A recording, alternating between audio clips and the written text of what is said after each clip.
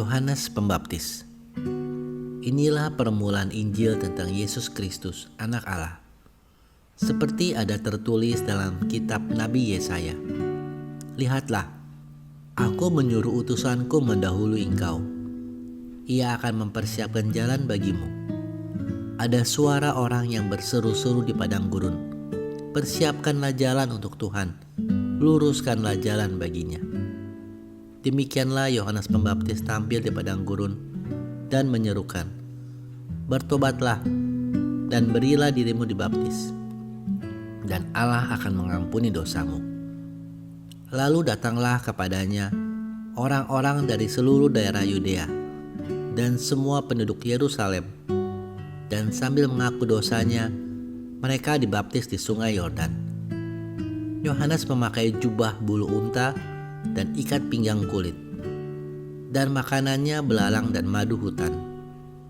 Inilah yang diberitakannya, sesudah aku akan datang Ia yang lebih berkuasa daripadaku. Membungkuk dan membuka tali kasutnya pun aku tidak layak. Aku membaptis kamu dengan air, tetapi Ia akan membaptis kamu dengan Roh Kudus. Yesus dibaptis Yohanes. Pada waktu itu, datanglah Yesus dari Nazaret di tanah Galilea, dan Ia dibaptis di sungai Yordan oleh Yohanes.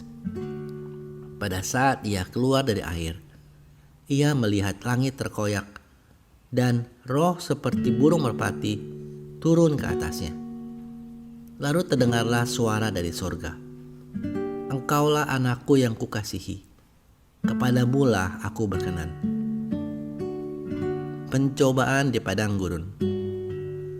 Segera sesudah itu, Roh memimpin dia ke padang gurun. Di padang gurun itu, ia tinggal 40 hari lamanya, dicobai oleh iblis.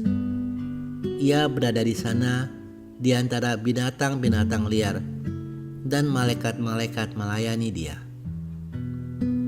Yesus tampil di Galilea. Sesudah Yohanes ditangkap, datanglah Yesus ke Galilea, memberitakan Injil Allah. Katanya, waktunya telah genap, kerajaan Allah sudah dekat. Bertobatlah dan percayalah kepada Injil. Yesus memanggil murid-murid yang pertama. Ketika Yesus sedang berjalan menyusur danau Galilea, ia melihat Simon dan Andreas, saudara Simon. Mereka sedang menebarkan jala di danau, sebab mereka penjala ikan. Yesus berkata kepada mereka, "Mari, ikutlah aku, dan kamu akan kujadikan penjala manusia." Lalu mereka pun segera meninggalkan jalannya dan mengikuti dia. Dan setelah Yesus meneruskan perjalanannya sedikit lagi, dilihatnya Yakobus, anak Zebedeus, dan Yohanes saudaranya, sedang membereskan jala di dalam perahu. Yesus segera memanggil mereka, dan mereka meninggalkan ayahnya Zebedeus di dalam perahu bersama orang-orang upahannya, lalu mengikuti dia. Yesus dalam rumah ibadat di Kapernaum. Mereka tiba di Kapernaum. Setelah hari Sabat mulai, Yesus segera masuk ke dalam rumah ibadat dan mengajar. Mereka takjub mendengar pengajaran-pengajarannya, sebab ia mengajar mereka sebagai orang yang berkuasa, tidak seperti ahli-ahli Taurat. Pada waktu itu, di dalam rumah ibadat itu, ada seorang yang kerasukan roh jahat. Orang itu berteriak, "Apa urusanmu dengan kami, hai Yesus orang Nazaret? Engkau datang hendak membinasakan kami? Aku tahu siapa engkau, yang kudus dari Allah." Tetapi Yesus menghardiknya, katanya, "Diam, keluarlah daripadanya." Roh jahat itu mengguncang-guncang orang itu, dan sambil menjerit dengan suara nyaring, ia keluar daripadanya. Mereka semua takjub, sehingga mereka memperbincangkannya. Katanya, "Apa ini? Suatu ajaran baru." Ia berkata-kata dengan kuasa. Roh-roh jahat pun diperintahnya, dan mereka taat kepadanya. Lalu tersebarlah dengan cepat kabar tentang dia ke segala penjuru di seluruh Galilea. Yesus menyembuhkan ibu mertua Petrus dan orang-orang lain. Sekeluarnya dari rumah ibadat itu, Yesus dengan Yakobus dan Yohanes pergi ke rumah Simon dan Andreas. Ibu mertua Simon terbaring karena sakit demam. Mereka segera memberitahukan keadaannya kepada Yesus. Ia pergi ke tempat perempuan itu dan sambil memegang tangannya, ia membangunkan dia. Lalu lenyaplah demamnya. Kemudian perempuan itu melayani mereka.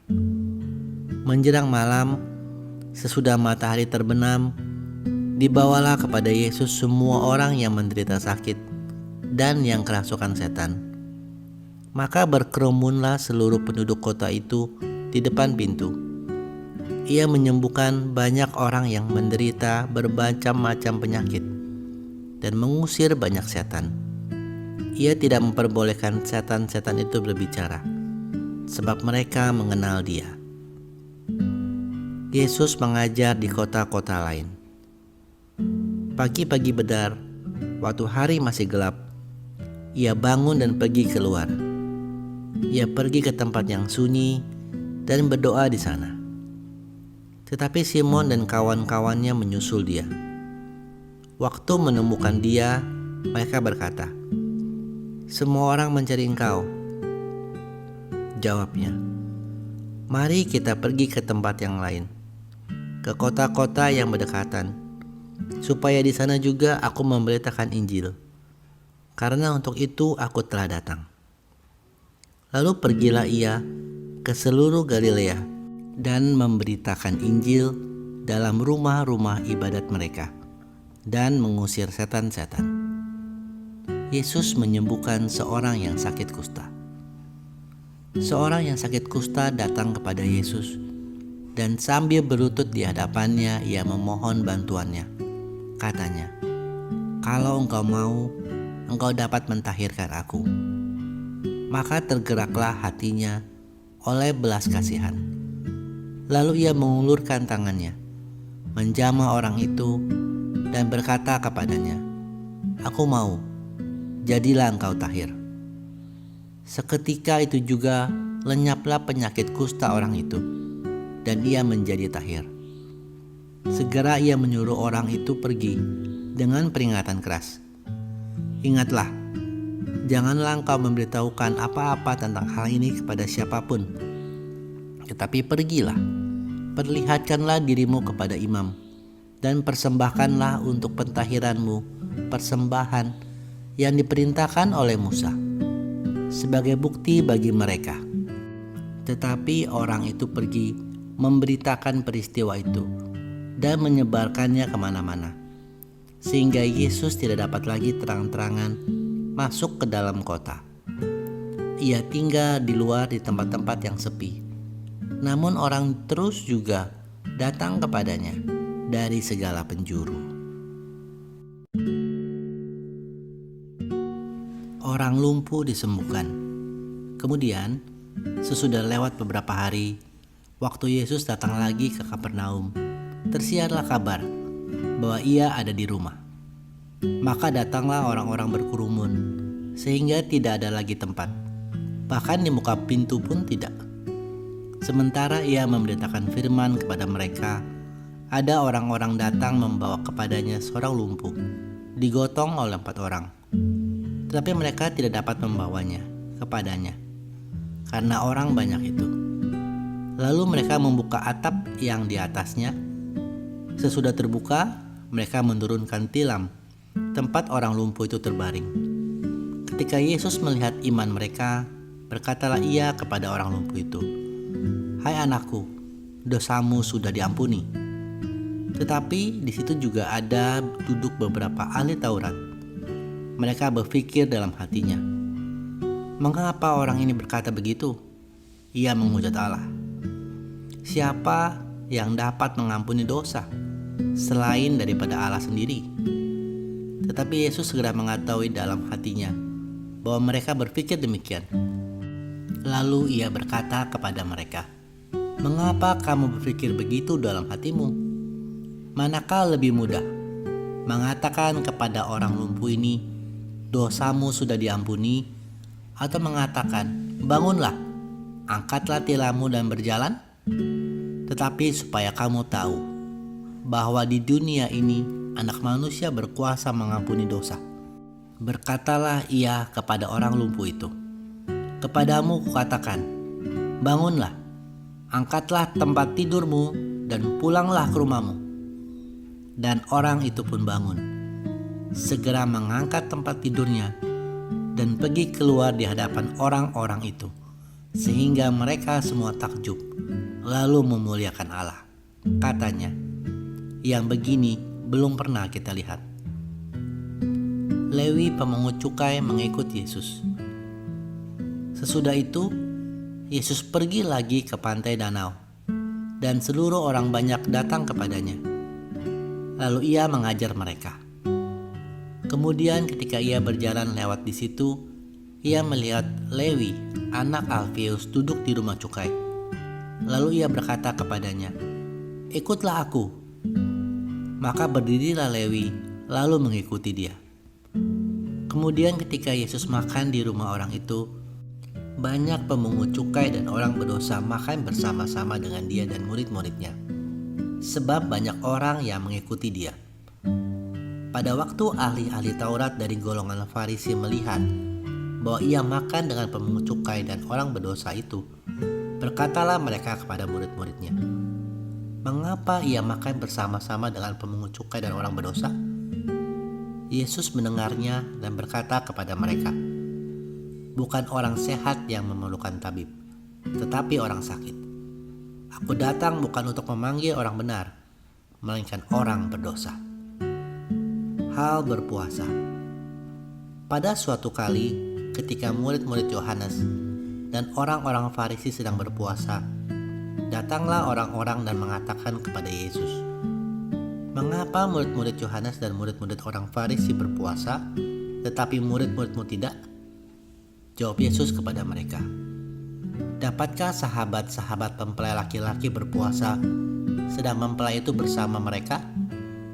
Selama mempelai itu bersama mereka, mereka tidak dapat berpuasa. Tetapi waktunya akan datang, mempelai itu diambil dari mereka. Dan pada waktu itulah mereka akan berpuasa. Tidak seorang pun menambalkan secarik kain yang belum susut pada baju yang tua. Karena jika demikian, kain penambal itu akan mencabiknya, yang baru mencabik yang tua, lalu makin besarlah koyaknya. Demikian juga tidak seorang pun mengisikan anggur yang baru ke dalam kantong kulit yang tua.